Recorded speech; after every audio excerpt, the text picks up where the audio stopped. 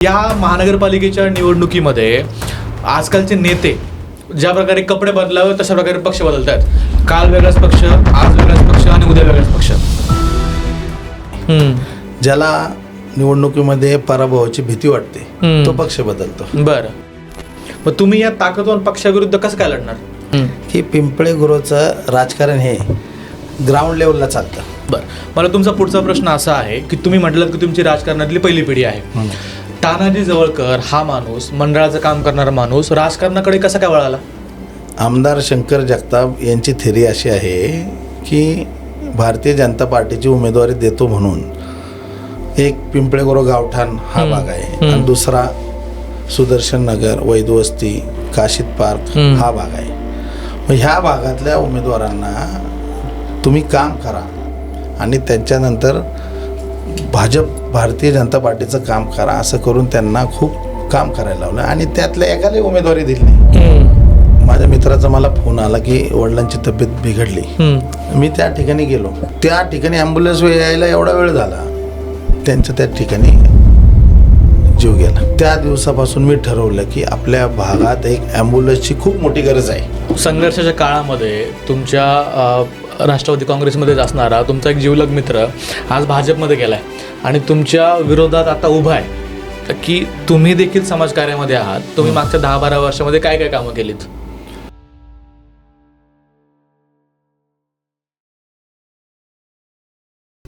अजित पवार ज्या पद्धतीनं निर्भीडपणे आणि थेट आणि कोणतीही भीडभाड न ठेवता बोलतात, त्याच पद्धतीचं एक व्यक्तिमत्व आज आपल्या पॉडकास्टमध्ये आलं आहे. आज आपल्यासोबत आहेत प्रभाग क्रमांक 29मधून राष्ट्रवादी काँग्रेस पक्ष, अजित पवार गटाचे नेते आणि स्थानिक राजकारणातून थेट मैदानात उतरलेले तानाजी जवळकर. या निवडणुकीमधला एक महत्त्वाचा राजकीय वळणबिंदू म्हणजे तानाजी जवळकर यांचा जवळचा मित्र त्यांच्याच विरोधात भाजपमधून लढतोय आणि भाजपचं जे राजकारण चालू आहे, भाजपचं जे इनकमिंग चालू आहे, या विषयावरती तानाजी जवळकरांचं मत काय आहे हे आपण आज जाणून घेणार आहोत. त्यासोबतच प्रभाग क्रमांक 29 मधले प्रश्न नेमके काय आहेत, नागरिकांना तिथं कोणत्या अडचणींना रोज सामोरे जावं लागत आहे, या विषयावरती तानाजी जवळकर यांची विकासाची दृष्टी नेमकी काय असणार आहे हेही आपण या पॉडकास्टमध्ये जाणून घेणार आहोत. सर नमस्कार आणि स्वागत आहे तुमचं बोल मराठी या यूट्यूब पॉडकास्टमध्ये. मला सगळ्यात पहिल्यांदा तुम्हाला असाच प्रश्न विचारायचा आहे की सध्याचं जे राजकारण चाललंय, पुणे महानगरपालिका घ्या किंवा पिंपरी चिंचवड महानगरपालिका घ्या, या महानगरपालिकेच्या निवडणुकीमध्ये आजकालचे नेते ज्या प्रकारे कपडे बदलावे तशा प्रकारे पक्ष बदलत आहेत. काल वेगळाच पक्ष, आज वेगळाच पक्ष आणि उद्या वेगळाच पक्ष. या सगळ्या विषयावरती तुम्हाला काय वाटतं? काय होतं आहे, ज्या माणसाला आपलं काम ठाम आहे तो कधी पक्ष बदलत नाही. ज्याला निवडणुकीमध्ये पराभवाची भीती वाटते तो पक्ष बदलतो. बरं, पण मग आता मला सांगा की आता तुमच्या विरोधात भाजपचे जे उमेदवार आहेत, असं म्हटलं जातं की भाजप हा पक्ष जो आहे तो खूप ताकदवान पक्ष आहे. मग तुम्ही या ताकदवान पक्षाविरुद्ध कसं काय लढणार? कोण म्हणलं भाजप ताकदवान पक्ष? आता तुमच्या इथे पिंपळे गुरवमध्ये जे आमदार आहेत ते भाजपचे आहेत आणि भाजपच्या त्या आमदारांनी जे उमेदवार तिथले उभे केलेले आहेत, मग त्या आमदारांची ताकद त्यांच्या मागं आहेच, मग ते उमेदवार देखील ताकदवान झाले. आमदार शंकर जगताप यांना निवडणुकीमध्ये निवडून आणण्यासाठी आमचा पण राष्ट्रवादी काँग्रेस पार्टीचा खारीचा वाटा आहे. आणि पिंपळे गुरुमधील राजकारणाचं मला सांगायचं म्हटलं की असं वाटतंय की पिंपळे गुरुचं राजकारण हे ग्राउंड लेवलला चालतं, कामावर चालतं. जो उमेदवार किंवा एखादा व्यक्ती ज्या भागात त्या भागात काम करत असताना लोकांपर्यंत कसा पोचतोय, लोकांच्या समस्या कसा सोडवतोय, हे खूप महत्त्वाचं आहे. बरोबर. आणि ह्या भागामध्ये एक अशी वस्तुस्थिती आहे की हा भाग नेहमी जो काम करतो, जो लोकांच्या सुख दुःखात आणि अडचणीत उभं राहतो आणि विकासाची कामं करतो, त्यांच्या मागं मतदार उभे राहतात. बरं, तसं जर पाहायला गेलं म्हणजे माझा जो अभ्यास आहे, पिंपळे गुरव हा भाग 2 भागामध्ये विभागलेला आहे. एक तुमचा गावठाण आणि जो उपनगर आहे तो भाग आहे आणि दुसरा तुमचा इकडचा भाग आहे. तर मग तुम्हाला काय वाटतं की भाजपनं सध्याचं जे वोटिंग किंवा उमेदवार जे उभे केलेले आहेत ते कशा प्रकारे उभे केलेले आहेत? ॲक्च्युली तुम्ही विचारला प्रश्न हा खूप महत्त्वाचा प्रश्न आहे. पिंपळे गुरव प्रभाग 29 हा प्रभाग 2 भागामध्ये विभागला गेलेला आहे. एक पिंपळे गुरव ॲक्च्युली एकच भाग आहे, बर पण 2 भागामध्ये असा विभागला गेला आहे की पिंपळे गुरव गावठाण आणि त्याचे उपनगर, बर आणि दुसऱ्या भागामध्ये वैदवस्ती एरिया आहे, सुदर्शन नगर आणि काशीद पार्क कल्पतरू हा एरिया आहे. बर बरोबर आहे. अशा 2 भागामध्ये हा विभागलेला विषय, आणि या 2 भागामध्ये विभागले असताना भाजपने त्यांच्या भावकी गावकीच्या राजकारणामधले उमेदवार दिले. बर आणि कोणत्या भागातले आहेत लोक उमेदवार? ही पिंपळे गुरव गावठाण आणि त्या भागातले उमेदवार दिलेत. आणि हा भाग असा आहे की सर्व जाती धर्म ह्या सलोख्याचा हा भाग आहे. म्हणजे आमच्या भागात आज एस टीचा वाढ पडला आहे, म्हणजे एस टी समाजाचे उमेदवार आहे. एस सीचा वाढ पडला आहे, म्हणजे त्या भागामध्ये एस सी समाजाची लोकसंख्या जास्त आहे. त्यानंतर OBCचा वाढ पडला आहे, OBC समाजाचे तिथं लोक भरपूर राहतात. त्याच्यानंतर ओपन समाजाचा पण सर्वसाधारण हा भाग पडलेला आहे. म्हणजे ह्या सर्व जाती धर्माच्या लोक या ठिकाणी राहतात. आणि ही लोक राहत असताना ह्या भागामध्ये यांनी एक आपला भाग आणि एक दुसरा भाग या ठिकाणी असं केलेलं आहे. बरं, म्हणजे त्यांच्या जवळचा तो भाग आणि हा भाग, कारण ह्या भागातले त्यांनी एकही उमेदवार दिला नाही. म्हणजे हा भाग दुसऱ्यांचा, हा भाग म्हणजे कुठला भाग म्हणता तुम्ही? म्हणजे पिंपळे गुरव गावठाण आणि त्या भागातले भाजपचे 4 उमेदवार आहे. बर, आणि दुसरा भाग आहे आमची वैदोस्ती असेल, आमचा सुदर्शन नगर भाग असेल, आणि तिसरा आमचा कल्पतरू इस्टेट, ह्या भागातले काशीद पार्क आहे आमचा, ह्या भागातले एकही उमेदवार त्यांनी दिला नाही. एकही उमेदवार नाहीये, 4 उमेदवार त्यांच्याच भागातले. म्हणजे तो पण आमचाच भाग आहे, पण त्यांनी एकाच भागातले उमेदवार दिलेत. आणि हे समीकरण लोकांनी ठरवलेलं आहे काय करायचं आहे. आता आम्ही राष्ट्रवादी काँग्रेस पार्टीचे 4 उमेदवार दिलेत. आता मी स्वतः तानाजी दत्तात्रय जवळकर, हा जवळकर नगर सुदर्शन नगर भागातून मी उमेदवार आहे. दुसरे आमचे उमेदवार आहे राजू रामा लोखंडे, हे एक वैदू समाजातून उभं राहिलेलं एक नेतृत्व आहे, ते 10 वर्ष नगरसेवक आहेत. तिसरा आमचा उमेदवार आहे सुनीता कोळप, हे उच्च सोसायटी भागामध्ये राहणारा हा उमेदवार आहे, वे साईड काउंट्री, म्हणजे सोसायटी भाग पण आमच्याकडे आहे. आणि चौथा उमेदवार आहे पिंपळे गुरव गावठाण आणि उपनगर, त्यात आम्ही कुंदा डोळस यांना या ठिकाणी आमच्या राष्ट्रवादी काँग्रेसमधून SC या समाजात त्यांना आम्ही उमेदवार घेतलेला आहे. म्हणजे आम्हाला पिंपळे गुरव आमचं हे एकच आहे. प्रत्येक भागातल्या उमेदवाराला आम्ही घेतलं का की त्या भागातल्या काम करताना कुठल्याही अडचणी आल्या नाही पाहिजे त्यासाठी. बरं, मग तुमच्या मते त्या भागावरती काय अन्याय झालाय? पिंपळे गुरव हा एकच प्रभाग आहे, परंतु सोयीनुसार घेतलेले उमेदवार. आणि आमदार शंकर जगताप यांची थेरी अशी आहे की भारतीय जनता पार्टीची उमेदवारी देतो म्हणून एक पिंपळे गुरव गावठाण हा भाग आहे, आणि दुसरा सुदर्शन नगर, वैदवस्ती, काशीद पार्क हा भाग आहे. मग ह्या भागातल्या उमेदवारांना तुम्ही काम करा आणि त्याच्यानंतर भारतीय जनता पार्टीचं काम करा असं करून त्यांना खूप काम करायला लावलं, आणि त्यातल्या एकालाही उमेदवारी दिली नाही. म्हणजे मला काय सांगायचं आहे की पिंपळे गुरव हे तुम्ही आमदार आहात, तुम्हाला सर्व भाग सारखे आहेत ना, बरोबर. मग ह्या भागातल्या उमेदवारांना तुम्ही जवळचे उमेदवार म्हणून त्या भागातलेच उमेदवार घेतले, मग ह्या भागातला उमेदवार का नाही घेतला? असो, मला त्यांच्या उमेदवारीबद्दल काय बोलायचं नाही, परंतु आम्ही जे उमेदवार दिलेत पूर्ण पिंपळे गुरव हे आमचं घर आहे, या अनुषंगाने आम्ही उमेदवार दिलेत. बरं, मला तर पुढचा प्रश्न तुम्हाला विचारायचा आहे की तुमचं आत्तापर्यंत जे राजकारण आहे, आत्तापर्यंत तुमचा प्रवास नेमका कसा राहिलेला आहे? तुमचा आत्तापर्यंतचे कार्यकाळामध्ये तुम्ही काय काय गोष्टी केलेल्या आहेत, मला ते थोडक्यात सांगा. मी एक शेतकरी कुटुंबातला मुलगा आहे. आम्ही या पिंपळे गुरव भागात वास्तव करतो आहे. आम्ही एक आमचं गाव आहे, आमचं शेती हा व्यवसाय आहे, आमचा दुग्ध व्यवसाय वडील आजोबा वडील, त्यांच्यानंतर एक आपल्याला आवड होती की एक मंडळाचा कार्यकर्ता आहे मी. हे मंडळाच्या कार्यकर्त्यातून काम करत करत करत करत असताना मी इथपर्यंत आलो आहे. काम करत असताना मी 2017ची निवडणूक लढवली. 2017मध्ये ओपन महिला वार्डमधून माझ्या मिसेसला मी उभं केलं. म्हणजे ॲक्च्युली परिस्थिती अशी होती की आम्ही सर्व भारतीय जनता पार्टीचं काम करत होतो. आम्हाला डावलल्यामुळं आम्ही राष्ट्रवादी काँग्रेस पार्टीची उमेदवारी घेतली. बर. आणि त्याच्यामध्ये लोकांनी आम्हाला भरभरून मतदान केलं. परंतु आमचा पराभव झाला. आम्हाला पराभव मान्य आहे, पण लोकांनी दिलेलं मतरूपी आशीर्वाद हे आम्ही मनात ठेवून पुढं नेहमी पडल्याच्या दुसऱ्या दिवसापासून मी वार्डात काम करत राहिलो. बर. तुमची राजकारणातली पहिली पिढी आहे? हो, पहिलीच पिढी. बरं, मला मग थोडंसं हेही सांगा की तुम्हाला असा तुमच्या आयुष्यातला काय क्षण होता की तुम्हाला राजकारणाकडे वळावं असं वाटलं? काय असा इन्सिडेंट होता की तुम्ही राजकारणाकडे आलात? मला मित्रमंडळी जमवण्याची आवड आहे आणि मित्रमंडळींच्या सुखदुःखात राहण्याची मला आवड आहे. कधी कधी काम करत असताना खूप अडचणी येतात की बाबा आपण काम करतोय आणि एखादी गोष्ट होत नाही. मग तिथं असं वाटतं की का होत नाही. आपण एवढं काम करतो पण आपण एक सामान्य माणूस म्हणून अडचणी येतात. मग काहीतरी आपल्याला पद पाहिजे आणि हे पद माझ्यासाठी नको आहे. मला हे पद का मला पाहिजे की जनतेच्या जास्तीत जास्त अडचणी दूर करण्यासाठी मला हे पद पाहिजे, म्हणून मला राजकारणात आलं. बरं, मला तुमचा पुढचा प्रश्न असा आहे की तुम्ही म्हटलं की तुमची राजकारणातली पहिली पिढी आहे.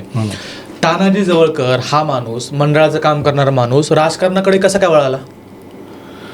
तुम्हाला मला म्हणजे एक उदाहरण सांगायचं आहे की आमच्या भागात काही वर्षापूर्वीचे 2 प्रश्न होते. एक अनधिकृत बांधकाम आणि एक शास्तीकर. ह्याच्यासाठी मी प्रशासनाला प्रत्येक वेळेस निवेदन दिलं, प्रशासनाशी मी कागदोपत्री व्यवहार केले, पण मला पुढे त्यांची दाद मिळाली नाही. बर. पण नंतर आम्ही आहे ना, माझे काही मित्र घेऊन मी 7 दिवस डॉक्टर बाबासाहेब आंबेडकर चौकामध्ये 7 दिवस उपोषण केलं. बर. ते उपोषण केलं, त्याच्यानंतर आम्हाला फक्त मिळालं आश्वासन. कारण का ते उपोषण मी का केलं की माझ्या भागात राहणाऱ्या रिंग रोडमध्ये कमीत कमी 200-300 घरं जातात. मग ते 200-300 लोक, त्यांनी सर्व कामगार वर्ग आहे आमच्या, त्यांनी काम करून कष्टाने कमावलेला पैसा आणि त्याच्यात बांधलेली घरं. बरोबर. आता आपण कुठलंही काम करताना महापालिकेने समजा ह्यांनी जर बांधकाम चालू केलं आहे, हिथं जर आरक्षण आहे, तर महापालिकेने त्यावेळेस जर त्यांना नोटीस दिली असती त्यांनी बांधलं नसतं. पण महापालिकेने त्यांना बांधल्यानंतर सांगतात की इथं रिंग रोड जाणार आहे. माझं म्हणणे काय आहे की हा रिंग रोड आहे तर त्यांनी बांधकाम करत असतानाच थांबवायचं होतं. जर बांधकाम चालू झाले, 3-3 मजले लोकांचे झाले, त्याच्यानंतर तुम्ही नोटीस देतात, म्हणजे हे चुकीचं आहे ना. जर तुमचा रिंग रोडचं तिथं आरक्षण आहे तर तुम्ही अगोदरच तिथं आरक्षित म्हणून सांगितलं पाहिजे ही जागा रिंग रोडसाठी आहे. मग ती लोक माझ्याकडे आली. मग त्या लोकांनी माझ्याकडे आल्यानंतर सांगितलं की असं असं आहे. मग मी ते प्रशासनाकडे गेलो, त्यांना नोटीस दिल्या, म्हणजे त्यांना आपण एक निवेदनं दिली, त्यांना आपण सांगितलं की असं असं आहे, पण त्यांनी काही दाद नाही दिली. बर. मग त्या लोकांचा प्रश्न खूप मोठा प्रश्न होता. कुणाकडे गेले तर तो प्रश्न सुटत नव्हता. मग आपण म्हणजे माणसाचा प्रश्न माणूसच सोडू शकतो. मलाही वाटलं की यांचा प्रश्न आता माझ्याकडून सुटत नाही, मग काय, मग कुठंतरी आपल्या मागं काहीतरी पद पाहिजे. त्याच्यामुळं मी ठरवलं की आपण एक जनसामान्यांचा कार्यकर्ता आहोत, जनसामान्यांचं एक सामाजिक कार्यकर्ता म्हणून काम करतो. आपल्याला काहीतरी पद असल्याशिवाय महापालिकेत कुठली कामं होत नाही. बरोबर. आणि हा खूप मोठा प्रश्न होता आणि खूप मोठा प्रश्न अजूनही आहे. त्यासाठी मी राजकारणात उतरायचं ठरवलं. नाही, मला हे विचारायचं आहे की रिंग रोडचा मुद्दा नेमका काय होता? तुम्ही उपोषणालाच का बसलाच? रिंग रोड आणि शास्तीकर ह्याच्यासाठी मी उपोषणाला बसलो होतो. ह्याच्या मागचं कारण असं आहे की रिंग रोडमध्ये 5,000 घरं पाडली जाऊन तिथं रोड करणार होता. बरं. मग ह्या 5,000 कुटुंबाचं त्या ठिकाणी घरं पाडणार होते. आपला महाराष्ट्र शासन असो किंवा महापालिका असो, लोकांच्या फायद्यासाठी कामं करतात. पण ह्या लोकांचं नुकसान होणार असन, मग तो कायदा बदला ना. तो कायदा बदला. आमच्या शेजारूनच BRT रोड गेला आहे, 100 फुटाचा BRT रोड गेला आहे. त्याच्या बाजूलाच 120 फुटाचा त्यांना रिंग रोड कशासाठी पाहिजे? लोकांच्या म्हणजे भावनेशी खेळायचं काय आम्हाला? मग मला सांगा, आता तुम्ही उपोषणाला बसले, मग तो रिंग रोडचा प्रश्न आता सुटलाय की नाही, त्याची सद्य परिस्थिती नेमकी काय आहे? आम्ही जे उपोषण केलं त्याच्यानंतर भरपूर उठाव झाला. त्याच्यानंतर शास्तीकाराचा विषय मार्गी लागला. बरं. म्हणजे ते शास्तीकारामध्ये 7 दिवस आम्ही उपोषण केलं, त्यात काहीतरी आमचा खारीचा वाटा आहे. आणि राहिला रिंग रोड. हा रिंग रोडचा प्रश्न अजूनही लोकांच्या जीवावर टांगती तलवार आहे. तो अजूनही प्रश्न सुटलेला नाही. 5,000 घरं ती अजूनही टांगती तलवार आहे. बरं. मी तुमच्याबद्दल जेव्हा ग्राउंडवरती रिसर्च करत होतो त्यावेळेस मला एक गोष्ट जाणवली. लोक म्हटले की तानाजी जवळकर हा माणूस खूप भावनिक आहे आणि त्या भावनेच्या भरात हा माणूस काही करू शकतो. तर हे असं का म्हणतात लोक? एक प्रसंग सांगतो तुम्हाला सर. माझे मित्र होते. माझ्या मित्राचा मला फोन आला की वडिलांची तब्येत बिघडली. मी त्या ठिकाणी गेलो असताना मी पाहिलं की त्यांना खूप त्रास होतो आहे. बरं. तो त्रास पाहून आम्ही मग ॲक्च्युली पहिले प्रायोरिटी की ॲम्ब्युलन्स बोलवा. कधीची गोष्ट आहे ही? एक 10 ते 12 वर्षापूर्वीची गोष्ट आहे. मग त्या ठिकाणी आम्ही ॲम्ब्युलन्सला बोलवलं, पण त्या ठिकाणी ॲम्ब्युलन्स यायला एवढा वेळ झाला. म्हणजे ॲक्च्युली निघणार, ती येणार, बरोबर, आणि मग इथून पेशंट घेऊन जाणार आणि मग पेशंटचं तिथं उपचार होणार. मग त्याच्यात असं झालं, एक दुर्दैवी घटना झाली की त्यांचं त्या ठिकाणी जीव गेला. मग त्या ठिकाणी मला असं वाटलं, आपण सामाजिक काम करतोय, सामाजिक काम करत असताना आपल्या डोळ्यासमोर जर ही घटना घडते, मग आपण काय केलं पाहिजे? भावनिक होण्यासारखंच आहे ना. आपल्या समोर जर एखाद्याचा जीव जातोय, मग आपण काय केलं पाहिजे? मग त्या दिवसापासून मी ठरवलं की आपल्या भागात एक ॲम्ब्युलन्सची खूप मोठी गरज आहे. मग ती गरज ओळखून मी आणि माझ्या मंडळाने, आम्ही सर्व कार्यकर्ते, या सर्व कार्यकर्त्यांनी मिळून एक ॲम्ब्युलन्स आम्ही त्या ठिकाणी घेतली. त्याला आमच्याकडे काय पैसे नव्हते, पण काही ठिकाणी आम्हाला फंडिंग झालं आणि एक आम्ही ॲम्ब्युलन्स घेतली. ॲम्ब्युलन्स घेतल्यानंतर त्या मित्राचं तसं झाल्यानंतर ती ॲम्ब्युलन्स आली. ती ॲम्ब्युलन्स आल्यानंतर आम्ही पाहिलं की त्याचे चार्जेस काय, की वायसे म्हणून एखादी गाडी आपल्याकडे येते तर त्याचे चार्जेस 3,000 रुपये होते. बरं. आता माझ्या भागात सर्वसाधारण लोक राहतात आणि उच्च म्हणजे सर्व टाईपचे लोक राहतात. मग त्याच्यामध्ये मला वाटलं असं 3,000 रुपये जर तिथून यायला घेतात आणि इथून जायला 3,000 म्हणजे 6,000 रुपये जर एखाद्या पेशंटला न्यायचं आणायचं जातात. मग मी त्या ठिकाणी ठरवलं, नाही आपल्याला आता ॲम्ब्युलन्स घ्यायचीच. मग माझं सर्व मित्रवर्ग आम्ही बसलो. आम्हाला खूप त्रास झाला त्या गोष्टीचा. आपण एक शेतकरी कुटुंबातला मुलगा, आणि मग त्याच्यानंतर काही दिवसांनी, काही महिन्यात आम्हाला ती ॲम्ब्युलन्स काही लोकांच्या सहकार्यामुळे मिळाली. बरं. आणि ती ॲम्ब्युलन्स आल्यावर आम्हाला खूप आनंद झाला सर, की आम्ही काहीतरी चांगलं काम करतोय. मग ती ॲम्ब्युलन्स तेव्हापासून आत्तापर्यंत चालू आहे? हो, तेव्हापासून आत्ता 12 वर्ष झालं ती ॲम्ब्युलन्स चालू आहे.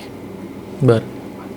मग ती ॲम्ब्युलन्स मोफत आहे का आता? हो, मोफत आहे, पूर्णपणे मोफत आहे. 1 रुपया कोणाला द्यावा लागेल? 1 रुपया मी घेत नाही त्याचा. बरं. मी असं ऐकलंय की कोविडच्या काळामध्ये तुम्ही स्वतः ॲम्ब्युलन्स पण चालवली आहे? हो, चालवली ना. काय झालं की असा प्रसंग आला की रात्रीचे 2 वाजले होते. मला एक फोन आला. बरं. फोन आल्यानंतर मला माझ्या भागातून फोन आल्यानंतर मी रिसिव्ह केल्यानंतर मी ड्रायव्हरला फोन लावला. ड्रायव्हर पण दिवसभर दमतो, तो घरी गेला. मी स्वतः गाडी घेऊन गेलो. तिथं पाहिलं की त्या पेशंटची अशी अवस्था होती की मग मी स्वतः त्यांना तिथून हॉस्पिटलमध्ये सोडलं. हॉस्पिटलमध्ये सोडल्यानंतर मी पुन्हा घरी आलो. म्हणजे त्यांना हॉस्पिटलमध्ये सोडणं, मी गाडी चालवून, हे महत्त्वाचं नाही. की गणपती बाप्पाने मला सांगितलं की बाबा त्यावेळेस तुला जाणं महत्त्वाचं आहे, आणि त्या ठिकाणी मी त्यांना गेलो. परंतु दुसऱ्या दिवशी मला त्या ताईचा फोन आला, भाऊ आमच्या या पेशंटची तब्येत खूप चांगली आहे. मला एवढा आनंद झाला, म्हणजे मी एकदम भावूक झालो. म्हणजे विषय असा आहे की आपल्याकडनं काहीतरी पुण्याचं काम झालं. मी गणपती बाप्पाचं बघतोय की देवाने माझ्याकडनं काहीतरी चांगलं काम केलं, म्हणजे माझा जन्म सार्थक लागला. एवढंच. मला एक तुम्हाला पुढचा प्रश्न विचारायचा आहे की सगळेच नगरसेवक जे आहेत ते महानगरपालिकेमध्ये जातात, तर तुम्ही असं वेगळं काय करणार आहेत महानगरपालिकेमध्ये जाऊन? वेगळं करण्यासाठी तर मला महापालिकेत जायचं आहे. आमच्या भागात ट्रॅफिकची खूप मोठी समस्या आहे. आमच्या भागात पाण्याचा खूप मोठा प्रश्न आहे. आमच्या भागात कचऱ्याचा खूप मोठा प्रश्न आहे. ह्यांनी सोडवलं नाही, त्या सोडवण्यासाठी तर मला जायचं ना. तुम्ही आत्ता म्हटलात की तुमच्या इथले मूलभूत प्रश्न सुटलेले नाही आहेत. ट्रॅफिक तुम्ही म्हटलात, ट्रॅफिकचा काय प्रश्न आहे तुमच्या प्रभागामध्ये? आता आमचा प्रभाग म्हणजे पूर्ण महाराष्ट्रातील लोक आमच्या प्रभागात राहतात. म्हणजे मिनी महाराष्ट्र म्हणून ओळखला जातो. ती लोक खेड्यापाड्यातून शिक्षण घेऊन या ठिकाणी नोकरीसाठी येतात. मग नोकरीला जायला त्यांना एवढा वेळ जातोय, तिथून नोकरी करणार आणि येण्यात एवढा वेळ जातोय. म्हणजे शहरामध्ये आपण काय येतो की सर्व सुविधा मिळाव्या म्हणून. बरोबर. मग त्या माणसाला कामाला जायला 2 तास लागतात, कामावून यायला 2 तास लागतात. मग याला काय म्हणजे अर्थ आहे सांगा? बरोबर. म्हणजे हा प्रश्न खूप महत्त्वाचा आहे, हा मला सोडवायचा आहे. आता कल्पतरू भाग आहे, तिथून एखादा ऑफिसला निघाला, कल्पतरू भागातून त्याचा चौक खूप जाम होत आहे. ते सिग्नल पार करण्यासाठी 15 मिनटं 2 सिग्नल तिथं अर्धा तास जातो. तिथून पुढे सृष्टी चौकाकडे चालला, तिथं 15-20 मिनटं ट्रॅफिक जाम होते. आणि संध्याकाळच्या वेळेस तर कमीत कमी 1-1.5 तास ते रस्ते ब्लॉक होतात. बरं. मग आता मला सांगा की हा प्रश्न सोडवणार कसा? ट्रॅफिकचा प्रश्न तुम्ही कसा काय सोडवणार? सोडवणार ना की त्या भागामध्ये तिथं सिग्नल बसवले पाहिजे, त्या भागामध्ये तिथं ट्रॅफिकचे हवालदार थांबले पाहिजे, त्या भागामध्ये तिथं ट्रॅफिकचे वार्डन थांबले पाहिजे. आणि महत्त्वाचा प्रश्न की रोडवरच्या नो पार्किंगच्या गाड्या हटवल्या पाहिजे. बरोबर. तुम्ही म्हटलं की तुमच्या इथे पाण्याचाही प्रश्न आहे. पाण्याचा नेमका प्रश्न काय आहे? पाण्याचा प्रश्न आहे ना, माझ्या भागातली लोक नियमित पाणीपट्टी भरतात आणि त्यांना पाट उठून पाणी भरायला लागतं. हा काय प्रश्न नाही, मग काय मग काय उपयोग आहे? मग नगरसेवक आणि झालेले लोक काय काम करतात? ते माझ्या नागरिकाला पाट उठून पाणी भरायला लागतंय, त्यातमध्ये पण पाणी पुरवठा सुरळीत नाही, नियमित नाही. मग काय उपयोग आहे? हा पाण्याचा प्रश्न खूप मोठा आहे. माझ्या प्रभागातल्या माणसांनी पाणीपट्टी भरून पाट 3 वाजता उठून पाणी भरायचं का? मग याच्यासारखा मोठा प्रश्न काय आहे? बरोबर. मग आता मला एक सांगा की हा प्रश्न तुम्ही सोडवणार कसा? हा प्रश्न मोठा नाहीच ना, हा इच्छाशक्तीचा अभाव आहे. माझ्या वार्डातल्या लोकांना मला वेळेत पाणी द्यायचंय, माझ्या वार्डातल्या लोकांना मला झोप द्यायची, त्यानंतर मला पाणी द्यायचंय. काय एवढा मोठा अवघड प्रश्न नाही या पाण्याचंच काय घेऊन बसले? यांच्याकडून भाजी मंडईचा प्रश्न मिटला नाही, रोडवर एवढी ट्रॅफिक होती, यांच्याकडून कचऱ्याचा प्रश्न मिटला नाही, त्याच्यामुळं लोकांच्या आरोग्याशी खेळतात. ते बरं. कचऱ्याचा पण प्रश्न तुमच्या इथे? नक्कीच आहे. कचऱ्याचा काय प्रश्न आहे? या भागामध्ये कचऱ्याचा म्हणजे चौकात कोपऱ्यात कचरा पडलेला असतो. मग यांचं नियोजन काय? बरोबर. मग कचऱ्याचा प्रश्न सोडवण्यासाठी तुमच्याकडे काय 100% विचार मी आहे? सोडवणार. कसं कचरा सोडवणार? असू. आमच्या भागात अजून एक प्रश्न आहे की ती भाजी मंडईचा. भाजी मंडईचे जे माझे गोरगरीब लोक भाजी विकतात, त्यांना भाजी मंडईची जागा नाही नियोजित. बर. मी स्वतः माझ्या मालकीची 20 गुंठे जागा देऊन भाजी मंडई बसवली होती.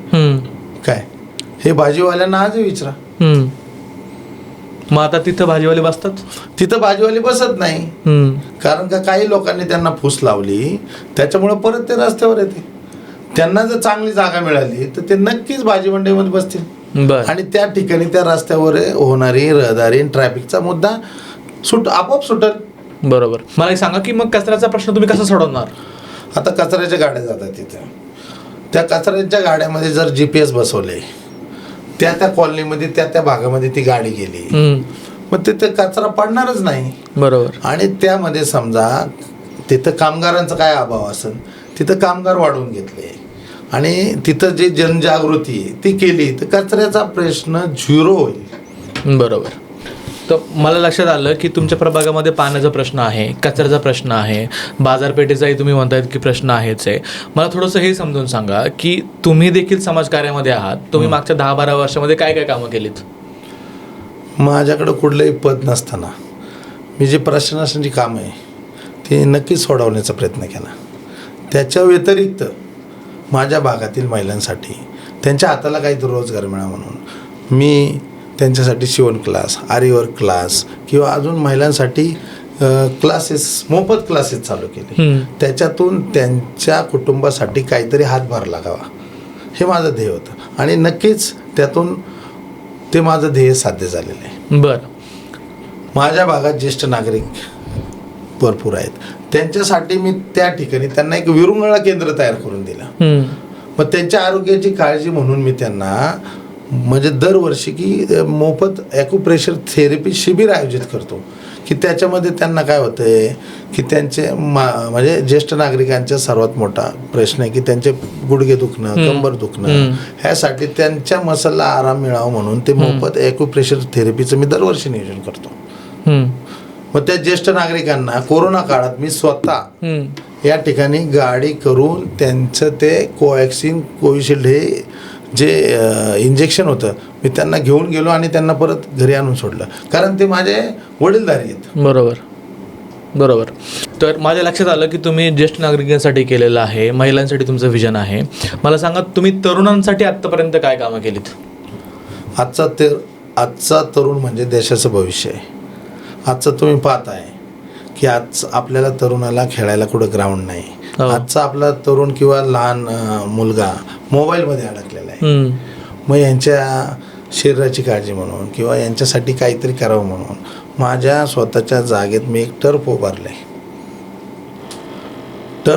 त्यातून मला काय करायचं आहे, ॲक्च्युली मला त्यातून त्या तरुणांना खेळण्यासाठी, त्यांच्या स्वतःच्या शरीरासाठी त्या ठिकाणी त्यांचा व्यायाम व्हावा यासाठी मी एक टर्फ उभारलं आहे. आणि त्या टर्फमध्ये माझ्याकडं फुटबॉल असेल, क्रिकेट असेल, बॅडमिंटन असेल, माझ्या प्रभागातल्या लोकांसाठी मी ते मोफत ठेवलेलं आहे. त्यासाठी आणि माझ्या प्रभागातल्या तरुणांसाठी, महिलांसाठी आणि लहान मुलांसाठी मी त्या ठिकाणी क्रिकेट असेल, फुटबॉल असेल, यांचं मी खूप मोठं स्पर्धेचं नियोजन केलं होतं आणि यापुढे करणार आहे. बरं. मला थोडंसं ते सांगा की तुमचं पुढचं विजन काय असणार आहे? तरुणांसाठी, प्रभागातील युवांसाठी तुमचं पुढचं विजन काय? आता माझ्या भागात माझ्या काही अंतरावर एक गार्डन आहे, चिल्ड्रन प्लेग्राऊंड म्हणून. तिथं त्या ठिकाणी खूप अभाव होता, म्हणजे तिथं गवत वाढलेलं असायचं, तिथं मद्यपी जाऊन तिथं दारू प्यायचे, त्यानंतर तिथं म्हणजे पूर्ण प्रशासनाचं दुर्लक्ष होतं. मी पाठपुरावा करून त्या ठिकाणी ओपन जिम बसवली. त्या ठिकाणी नंतर मी ते प्रशासनाशी कायम पत्रव्यवहार करून, कायम त्यांच्याशी पाठपुरावा करून त्या गार्डनची आजची परिस्थिती अशी आहे, तिथं माझ्या प्रभागातली लहान मुलं असून, ज्येष्ठ नागरिक असून तिथं जातात. ज्येष्ठ नागरिक वॉकिंग करतात, लहान मुलं खेळतात. हा माझा आनंद आहे ना त्यात. हे मी केलेल्या कामाचा मला आनंद आहे. लाईटचा प्रश्न आहे, पिंपरी चिंचवड महापालिका आहे, या महापालिकेत आमचं पिंपळे गुरु, या भागात काशीद पार्क आहे, या ठिकाणी नियमित अनियमित नेहमी लाईटचा वीज पुरवठा खंडित होतो. काय कारण आहे? मग हा खंडित होणारा हा का खंडित होतो आहे, काय प्रॉब्लेम आहे, ह्यांच्याकडून का होत नाही, हे मला न झालेलं काम पूर्ण करायचं आहे. बरं.